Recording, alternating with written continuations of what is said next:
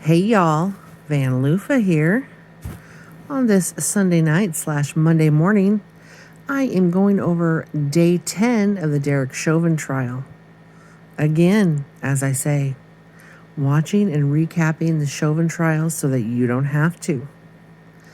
This took place on Friday, April 9th of 2021. The first thing they did was call state's witness number 32, Dr. Lindsay Thomas. She is a forensic pathologist. She takes, what she does is medical, legal death investigations. She talked about her duties and part of their duties are they investigate the cause and manner of death. The final report is the death certificate. She is semi-retired. She talked about her duties. She worked at the Hennepin County Medical Examiner's Office. She is the assistant medical examiner. She has had her career for 37 years. She has done approximately 5,000 autopsies in her career.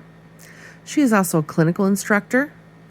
She has testified in court over 100 times. She is not being paid for this. And she stated that she had reviewed lots of materials for this case. Exhibit 193 was Floyd's death certificate.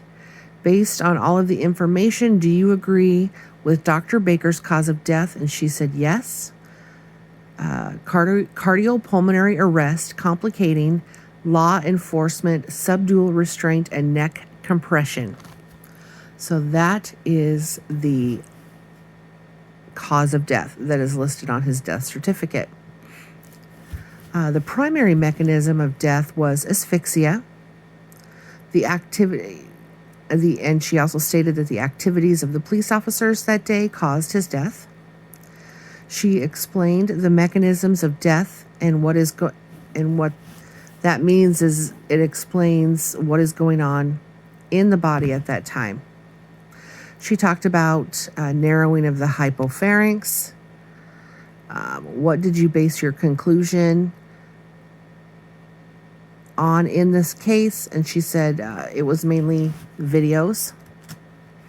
And then she talked about autopsies basically are to rule things out. She said the body cams were very useful. She said this was not a sudden death. She explained anoxic seizures. Other contributing factors were atherosclerotic heart disease, fentanyl intoxication, and meth use. She just said that contributing factors on death certificates are more for data and record keeping for studies for the future, and it doesn't mean that that's how they died. She reviewed the toxicology report. Meth was not particularly high in Mr. Floyd. Drug overdose was ruled out as cause of death. She has filled out thousands of death certificates in her career. She just discussed that the death certificate doesn't use the word asphyxia. She doesn't generally use that word because it doesn't explain why or how. Got my page. Okay, it does not explain why or how it happened. Low oxygen, or the term low oxygen, wasn't used because there's no test that they have to determine that after death. Sometimes in strangulation cases, there is bruising and sometimes there is not. There were superficial injuries to his face, shoulders, and hands, supporting the theory of him trying to move to be able to support or to be able to take deep breaths in. Then he passed out a packet of photos. So they went old school and didn't, put the photos up for everybody to see. Rather, he passed out a packet of photos. They were different photos of Mr. Floyd that showed abrasions that he had. And she also stated that there is no evidence that he would have died that night if there would not have been police involvement. The other mechanism was physiologic stress with adrenaline release. And she just explained, the fight or flight situation, how that affects the body. She said that also can't be seen on an autopsy because it's a chemical release. Then another exhibit, he showed her the press release that was about the manner of his death. She discussed what the 5 manners were of death. Now remember, like she explained, and like Dr. Baker will say later, they are to determine the cause of death and the manner of death. There are 5 different manners that they use. The manners are natural, accidental, suicide, homicide, and undetermined. On cross-examination, Eric Nelson asked her, after she submitted her report, she was not given any further materials. She said yes. So what he said was, on the death certificate, the cause of death included the word complicating. He tried to find out what was meant by that word, but reminded her that she wasn't there to know what Dr. Baker meant when he used that word. They talked about narrowing of the arteries. Mr. Floyd had a 90% occlusion in the right coronary artery. His heart was... Okay, so they just talked more about that. And he asked, his heart has to be considered in this case. And she said yes. And then they talked about, obviously, the abrasions that they had showed pictures of, where they felt that the abrasions were made by him, trying to get more air. And he said, so it's possible that some of the abrasions were there before Floyd was prone. And she said it's possible. Talked more about asphyxia. They discussed a study of cops using the prone position. It was a study that took place in Canada. He said in some situations, prone position is not dangerous. She said yes. Then he asked, were there hypoxic changes in his brain? She said no, he died too quickly for those to show up. They had more discussion about the drugs. On redirect, they talked about how there was a small amount of meth in his body. Do you have any way of knowing how much stress it put on his heart? No, she does not have any way of knowing that. She just said that there are way too many variables to that. If there are no signs of fentanyl overdose, can you conclude it was a fentanyl overdose that caused his death? No. That seems quite obvious.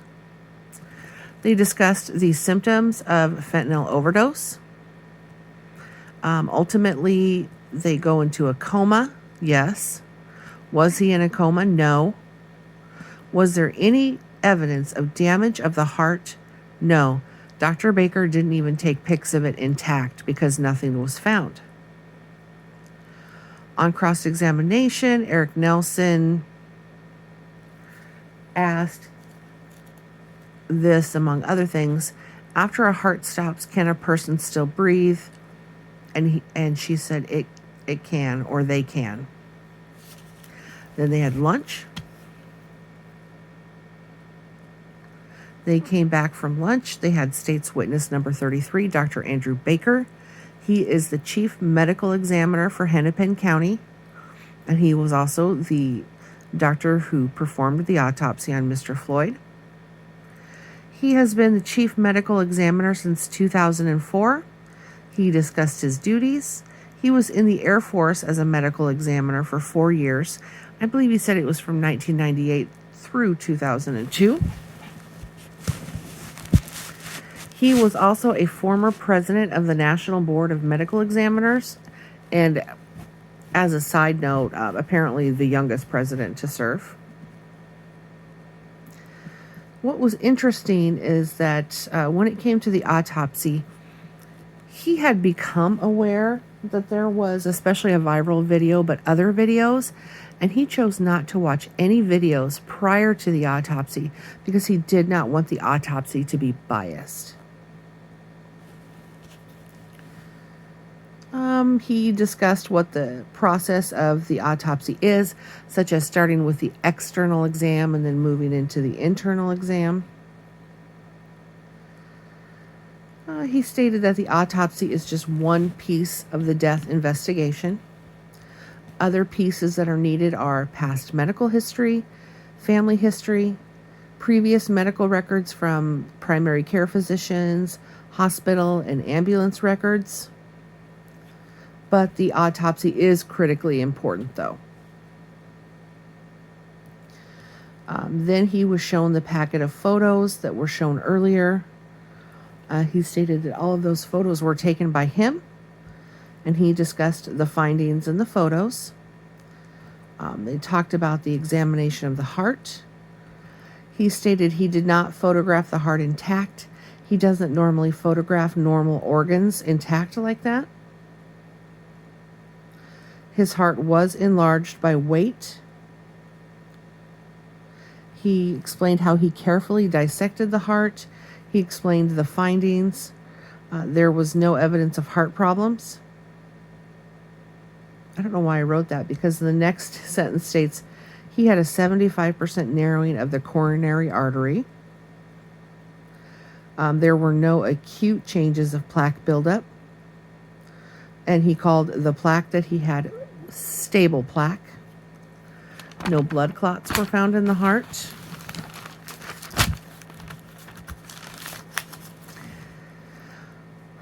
He did not see any considerable damage to the heart. There was no acute damage to the brain physically. The lungs were edematous, so meaning swollen, and he had fluid in the lungs, but that could have been from the chest compressions. There was no pulmonary embolism, meaning there was no blood clot in the lungs. Then they talked about the toxicology screen. He did examine the contents of the stomach. He was aware that he had COVID previously, but it did not factor into his cause of death. He also had a sickle cell trait, so he kind of talked about that a little bit. They talked about his paraganglioma, and he also said that it did not contribute to his death. They showed a picture of the death certificate again, issued by the state. He explained homicide again in relation to the manner of death.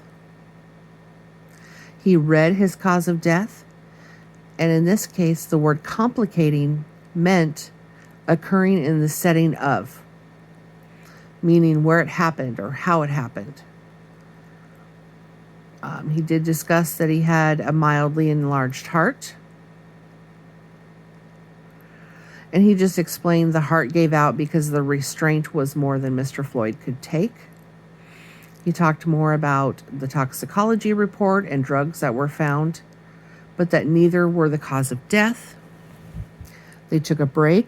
It was towards the end of the day, and they decided to continue with cross-examination on Monday because they had a lot of things to cover there, and they did not have enough time in the day on Friday to start with that process. So they sent him home and sent the jury home, and the trial will resume tomorrow on Monday.